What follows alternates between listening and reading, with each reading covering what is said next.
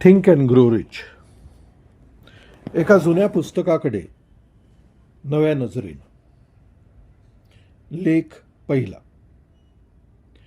फक्त विचार करून कोणी श्रीमंत होतं का? मित्रांनो, काल रात्री मी अगदी निवांत बसलो होतो. दिवसभराची धावपळ संपली होती. खरं सांगायचं तर काही करायचा किंवा लिहिण्याचा विचारही नव्हता. सहज नजर पुस्तकांच्या कपाटाकडे गेली.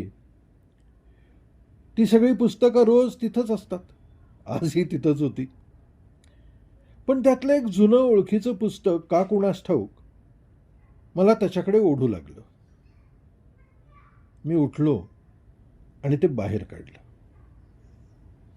ते होतं नेपोलियन हिलचं थिंक अँड ग्रो रिच. हे पुस्तक मी किती वेळा वाचलं असेल मलाच आठवत नाही. आयुष्याच्या वेगवेगळ्या टप्प्यांवर ते हातात घेतलं आणि प्रत्येक वेळी त्यातलं काहीतरी वेगळं मनात उगवत राहिलं. तरुणपणी ते वाचताना मोठी स्वप्न पाहण्याचा उत्साह जाणवला.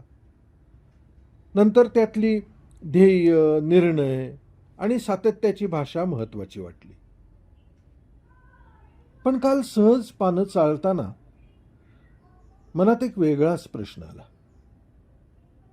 हे पुस्तक जगभरात इतकं वाचलं गेलंय, त्यातली कितीतरी वाक्य प्रेरणादायी संदेश बनून पुन्हा पुन्हा आपल्यासमोर आली.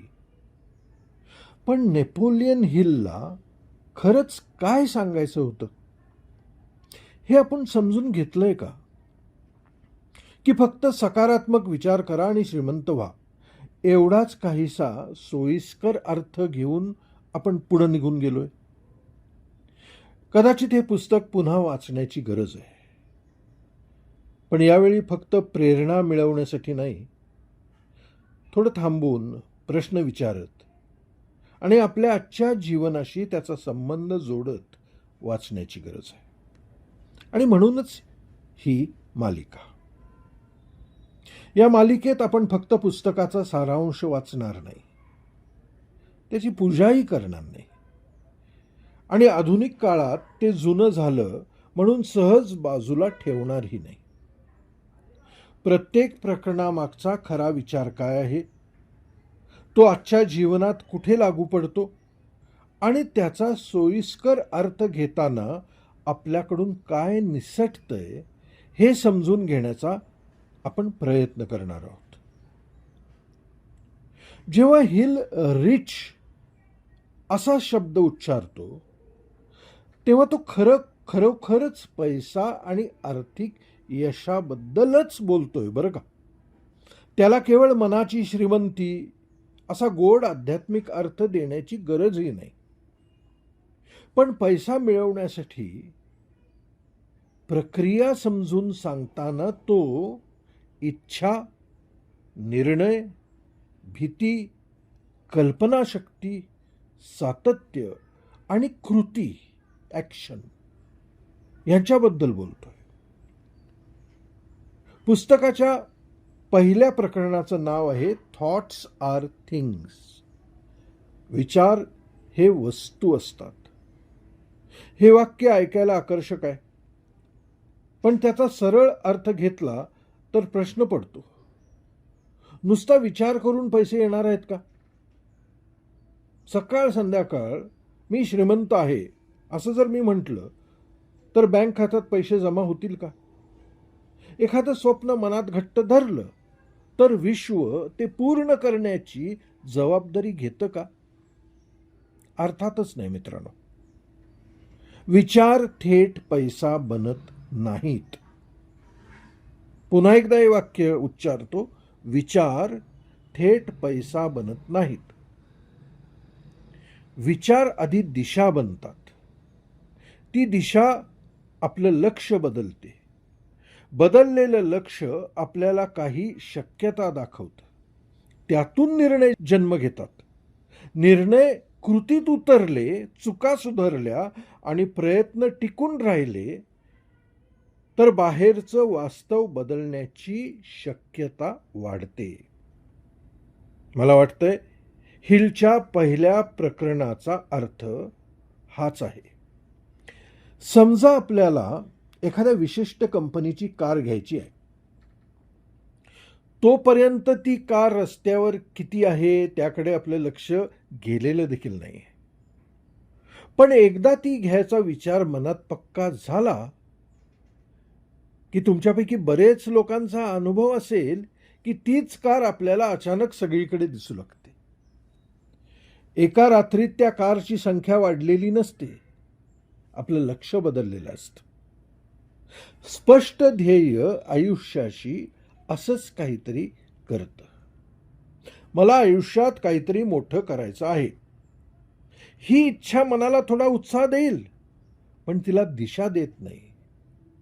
पण आपण जर असं म्हटलं की पुढच्या 6 महिन्यात मला हे कौशल्य शिकायचं आहे, या क्षेत्रातल्या 10 लोकांशी बोलायचं आहे आणि माझं पहिलं काम बाजारात ठेवायचं आहे, असं जर आपण म्हटलं की मनाला काय शोधायचं आहे हे समजू लागतं. अस्पष्ट इच्छा आपल्याला अस्वस्थ ठेवते आणि स्पष्ट ध्येय आपल्याला पाहायला शिकवतं. हिल पहिल्या प्रकरणात एडविन सी बार्न्सची गोष्ट सांगतात. बार्न्सला थॉमस एडिसन बरोबर काम करायचं होतं. एडिसनच्या कंपनीत केवळ एखादी नोकरी मिळवायची नव्हती, त्याला एडिसनचा व्यावसायिक सहकारी व्हायचं होतं. त्याच्याकडे पैसा नव्हता, ओळख नव्हती, काहीही नव्हतं. पण एडिसनपर्यंत पोहोचण्याचा तयार मार्गही नव्हता. तरी त्याला एडिसनला भेटायचं होतं. तो एडिसनला भेटायलाही गेला. एडिसननं त्याला लगेच काही भागीदारी वगैरे दिली नाही, पण त्याला त्याच्या कंपनीत एक साधंसं काम दिलं. त्या कथेतला महत्वाचा भाग नेमका इथून सुरू होतो. बार्न्स म्हणू शकला असता की मला सहकारी व्हायचं होतं आणि इथं मला साधी नोकरी दिली, माझं तर स्वप्नच फसलं. पण त्यानं त्या छोट्या कामाकडे आपल्या अपमानासारखं पाहिलं नाही. त्यानं त्याकडे प्रवेशद्वार म्हणून पाहिलं. तो केवळ योग्य संधीची वाट पाहत बसला नाही, तो त्या व्यवसायाला समजून घेत राहिला आणि स्वतःला तयार करत राहिला. काही काळानंतर एडिसननं ऑफिसमध्ये बोललेलं रेकॉर्ड करण्यासाठी एक यंत्र तयार केलं. एडिसनच्या विक्री प्रतिनिधींना त्यात फारसा रस वाटला नाही, पण बार्न्सला त्या यंत्रात एक संधी दिसली. त्यानं ते विकण्याची जबाबदारी घेतली, त्यासाठी बाजार निर्माण केली आणि शेवटी एडिसन बरोबर व्यावसायिक सहकार्य उभं केलं. वरवर पाहिलं तर ही एका माणसाच्या जिद्दीची गोष्ट वाटते, पण थोडं खोल पाहिलं तर त्यात आणखीन काही दिसतं.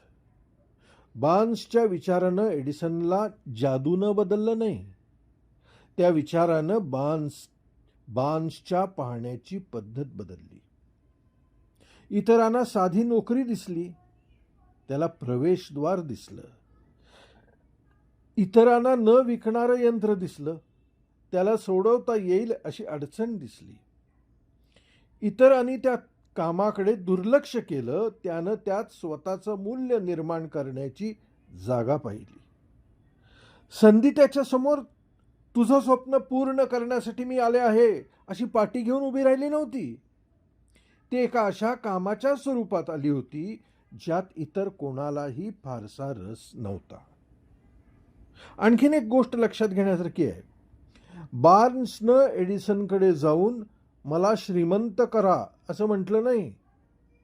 त्यानं एडिसनच्या व्यवसायातील एक अडचण सोडवली आणि त्यानं त्याचं मूल्य निर्माण केलं.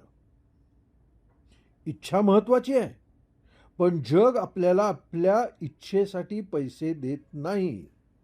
आपण कोणासाठी कोणतं मूल्य निर्माण करतो यासाठी पैसे देतं. आजही हेच घडतं. एखादा माणूस 2 वर्ष म्हणत राहतो, मला नोकरीसोबत स्वतःचं काहीतरी सुरू करायचं आहे. तो अधूनमधून एखादा व्हिडिओ पाहतो, एखादा कोर्स विकत घेतो आणि नव्या नव्या वहीत योजना लिहितो, त्या क्षणी त्याला उत्साहही वाटतो. पण प्रत्यक्षात काहीच पुढं जात नाही. एक दिवस तो आपली इच्छा थोडी स्पष्ट करतो.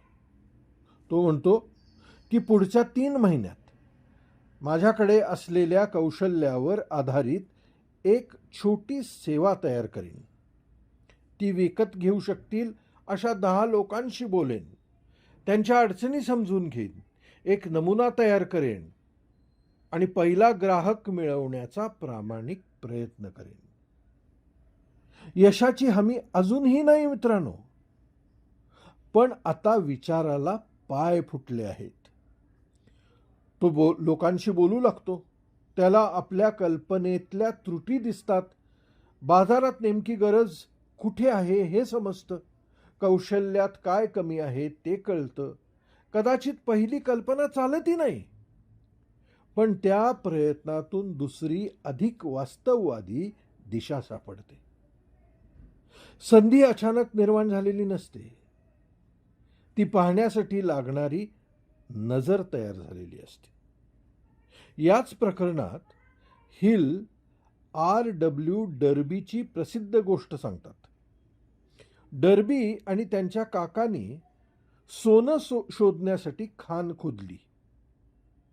थोडं सोनं मिळालंही, पण अचानक सोन्याची धार शीर गायब झाली. त्यांनी काही काळ प्रयत्न केला आणि शेवटी हार मानून सगळं यंत्र एका भंगारवाल्याला विकलं. त्या भंगारवाल्यानं एक खाण अभियंत्याचा सल्ला घेतला. अभियंतानं जमिनीची रचना तपासली आणि जिथं खोदकाम थांबलं होतं तिथून अवघ्या 3 फुटांवर पुन्हा सोनं सापडलं. ही गोष्ट बहुतेक वेळा कधीच हार मानू नका वगैरे असल्या गोष्टींसाठी सांगितली जाते, पण मला तिचा तो अर्थ अपुरा वाटतो. डर्बीची चूक फक्त एवढी नव्हती की तो लवकर थांबला. मोठी चूक ही होती की त्यानं आपलं गृहीतक तपासून घेतलं नाही. ज्याच्याकडे आवश्यक ज्ञान होतं अशा माणसाचा सल्ला घेतला नाही. भंगारवाल्यानं आंधळेपणानं खोदत राहण्याचा हट्ट केला नाही. त्यानं तज्ज्ञाला विचारलं आणि मगच पुढची कृती केली. सातत्य म्हणजे तीच गोष्ट त्याच पद्धतीनं पुन्हा पुन्हा करणं नाही. आज एखादा व्यवसाय चालत नसेल तर लगेच तो बंद करणं ही एक टोकाची प्रतिक्रिया आहे. पण कोणताही विचार न करता त्यात आणखीन पैसे ओतत राहणं हेही शहाणपणाचं नाही. ग्राहकांशी बोलणं, आकडे पाहणं, अनुभवी माणसाचा सल्ला घेणं आणि गरज पडल्यास पद्धत बदलणं हेही सातत्याचाच भाग आहे. ध्येयाशी निष्ठा ठेवायचीच, पद्धतीशी लग्न करायचं नाही. कळलं मी काय बोललो? ध्येयाशी निष्ठा ठेवायचीच, पद्धतीशी मात्र लग्न करायचं नाही. इथं थोडं सावध राहण्याची आवश्यकता आहे. योग्य विचार केला आणि पुरेशी इच्छा ठेवली तर प्रत्येक माणूस कोणतंही ध्येय पूर्ण करू शकतो. इतकं आयुष्य सरळ नाही. प्रत्येकाची सुरुवात एकाच ठिकाणून होत नाही. पैसा, आरोग्य, कुटुंबाच्या जबाबदाऱ्या, सामाजिक परिस्थिती, उपलब्ध संधी, योग्य वेळ आणि काही प्रमाणात नशीब यांचाही परिणाम होत असतो. त्यामुळे एखाद्या माणसाला यश मिळालं नाही म्हणून तुझी इच्छा पुरेशी तीव्र नव्हती असं म्हणणं कठोर आणि अन्यायकारक ठरेल. विचार सर्व काही नसतात, पण विचारांची दिशा आपल्या हातात असलेल्या शक्यतांचा आपण कसा उपयोग करतो यावर परिणाम करते. म्हणून हे पुस्तक स्वतःकडे पाहण्यासाठी आरसा म्हणून उपयोगी आहे. दुसऱ्याच्या अपयशावर मारण्यासाठी हातोडा म्हणून नाही. पहिल्या प्रकरणातून मला मिळालेला मुख्य संदेश एवढाच आहे की विचार जादूनं वस्तू बनत नाहीत. पण एखादा विचार स्पष्ट हेतूशी जोडला गेला, त्यातून निर्णय घेतला गेला, कृती झाली, चुका सुधारल्या गेल्या आणि योग्य वेळी दिसलेल्या संधीला प्रतिसाद दिला गेला तर तो विचार हळूहळू बाहेरच्या वास्तवात आकार घेऊ शकतो. आज थोडा वेळ काढून स्वतःला एक प्रश्न विचारा. मला नेमकं काय हवं आहे? उत्तर कदाचित अधिक पैसा, चांगलं आरोग्य किंवा काहीतरी स्वतःचं इतकंच असेल तर थोडं आणखीन खोल जा. ते नेमकं काय आहे? ते आपल्याला का हवं आहे? आणि पुढच्या 7 दिवसात त्यासाठी करता येईल अशी एक प्रत्यक्ष कृती कोणती याचा विचार करा. फोन करण्याची गरज आहे? माहिती मिळवण्याची गरज आहे?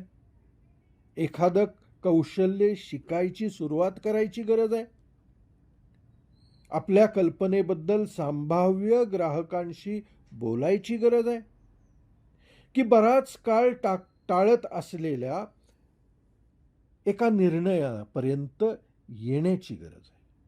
मनात फिरणारी इच्छा आणि जीवनाला दिशा देणारा निर्णय यामधलं हे पहिलं पाऊल आहे.